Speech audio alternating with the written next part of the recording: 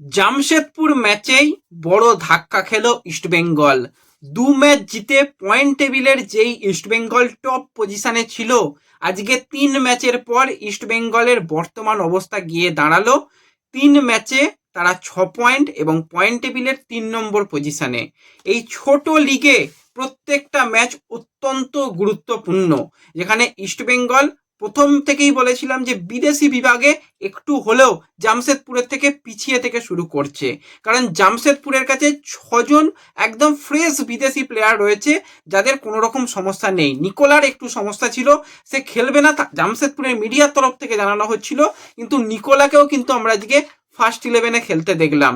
সেখানে ইস্টবেঙ্গলের ক্ষেত্রে 2জন বিদেশি প্লেয়ারকে প্রথম থেকে তো ম্যাচডে স্কোয়াডে ভাবাই হচ্ছে না। সেটা হচ্ছে সল ক্রেসপো, ইঞ্জুরির কারণে সে মাঠের বাইরে বেশ কিছুদিন রয়েছে, 2টো ম্যাচ তাকে আমরা দেখতে পেলাম না। আর কেভিন, সে তো তার দেশে ফিরে গেছে। তো এটাই হচ্ছে ইস্টবেঙ্গলের সমস্যা। প্রথম 2টো ম্যাচ অত্যন্ত সহজ ম্যাচ ছিল।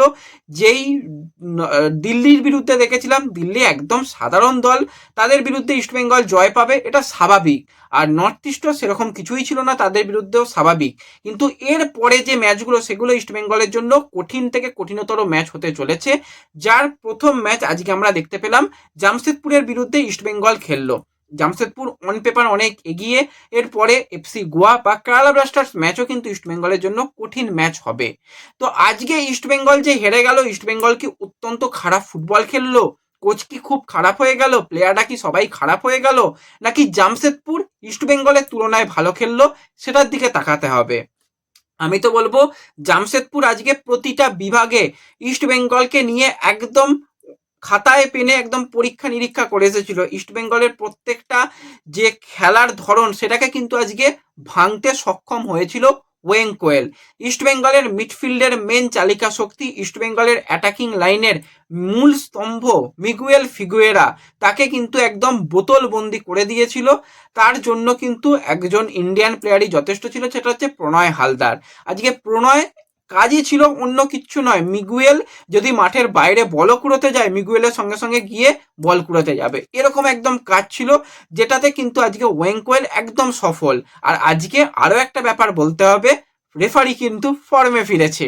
আজকে ইস্টবেঙ্গল হয়তো একটা পেনাল্টি পেতে পারতো, 50-50 চান্স ছিল, দেওয়া হয়নি, কিছু বলছি না, ঠিক আছে, কিন্তু যেভাবে প্রণয় হালদার বারবারই হাত পা চালিয়েছে, সেখানে প্রণয় হালদারকে একটা ইয়েলো কার্ড ডেফিনেটলি দেওয়া যেত।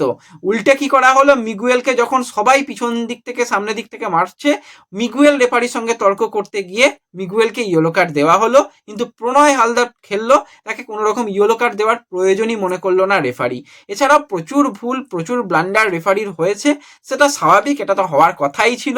Referee on fire. আজকের ম্যাচে ম্যান অফ দ্য ম্যাচ কিন্তু অবশ্যই ম্যাচের রেফারি ছিল, এটুকু আমার মনে হয়েছে। ইস্টবেঙ্গল কি সেই জন্য হেরেছে? না, ইস্টবেঙ্গল হেরেছে ইস্টবেঙ্গলের ভুলে, সেটুকু বলতে হয়। আজকে যেখানে মিডফিল্ডকে পুরো ডমিনেট করার দরকার ছিল, যেখানে মাঝমাঠ যাদের, তারা কিন্তু আজকে ম্যাচ জিতবে, কারণ দুটো দলেরই কিন্তু দেখতে গেলে অ্যাটাকিং লাইন ভালো, কিন্তু সেই রকম ভাবে তারা ঠিকঠাক ভাবে করতে পারছে না। ইউসুফ 2টো ম্যাচে 4টে গোল করেছিল, ঠিক আছে, প্রত্যেক দিন ইউসুফ গোল করবে, প্রতি ম্যাচে দলকে জেতাবে, হয় না। আজকে ইউসুফ যতটা খেলেছে ভালো খেলেছে, কিন্তু ইউসুফকে অত তাড়াতাড়ি ম্যাচ থেকে তুলে নেওয়াটা উচিত হয়নি।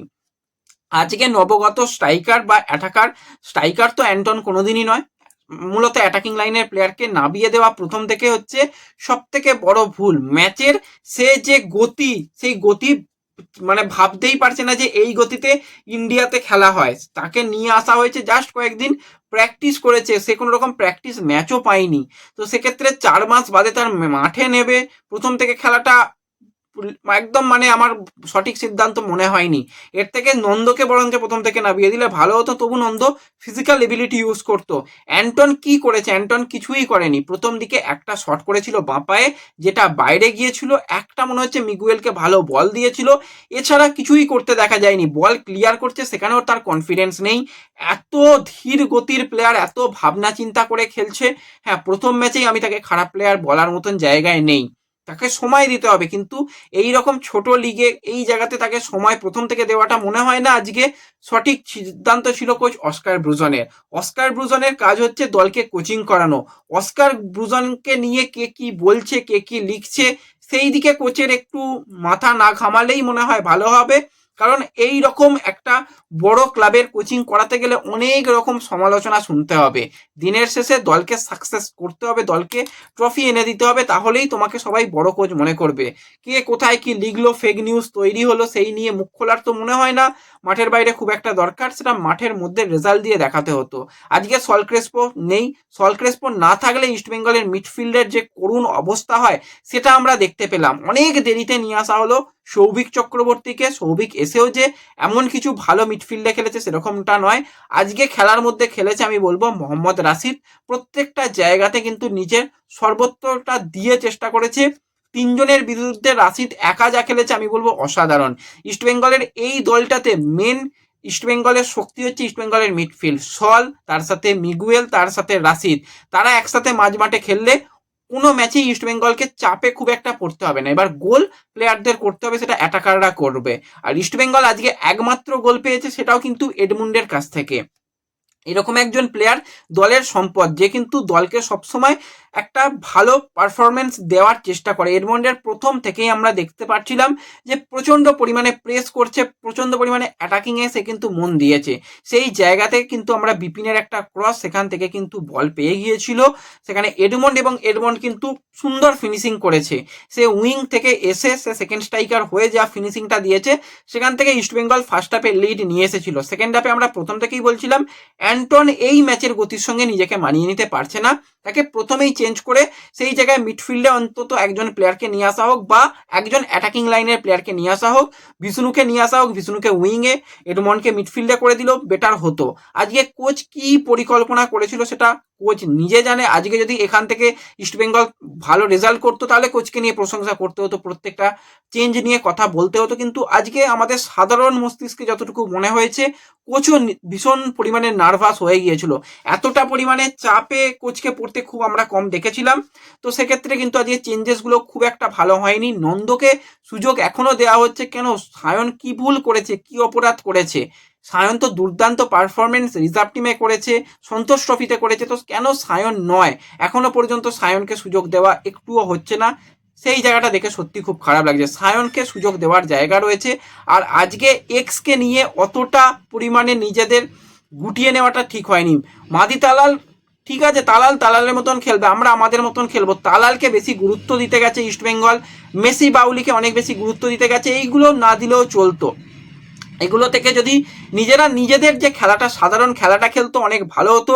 চান্স অনেক ক্রিয়েট হয়েছে, ডেভিডকে নামানো হলো, শেষ মুহূর্তে দেখা গেল ইস্টবেঙ্গল দুজন বিদেশিকে নিয়ে খেলছে, আর সেখানে জামশেদপুর তাদের কাছে রয়েছে কে? রাইট আচিকাওয়া, মাধি তালাল, লার্জার ক্রিস্কোভিচ, তারপরে তাদের যে বিদেশি প্লেয়ার ডিফেন্ডার স্টিফেন এজে, তারা খেলছে। তাহলে একটা দল চারজন বিদেশিকে নিয়ে 90 মিনিট খেলছে, আর সেখানে ইস্টবেঙ্গল যত ম্যাচ এগোচ্ছে বিদেশি কমছে। তো এখনো ইস্টবেঙ্গলের কেভিন এলো না, কেভিনের বিকল্প ইস্টবেঙ্গল ভাবনা চিন্তা করলো না। ডিফেন্সে একজন প্লেয়ার দরকার, ইন্ডিয়ান প্লেয়াররা কিছু ম্যাচ উতরে দিতে পারে, সব ম্যাচ নয়। আজকে কিন্তু দুটো গোল হয়েছে। আজকে আমি বলবো যে গিল ভালো খেলেছে। প্রথম গোলটার ক্ষেত্রে কোনো রকম মার্কিং ছিল না, ফ্রি হেডার স্টিফেন এজে করে বেরিয়ে গেছে।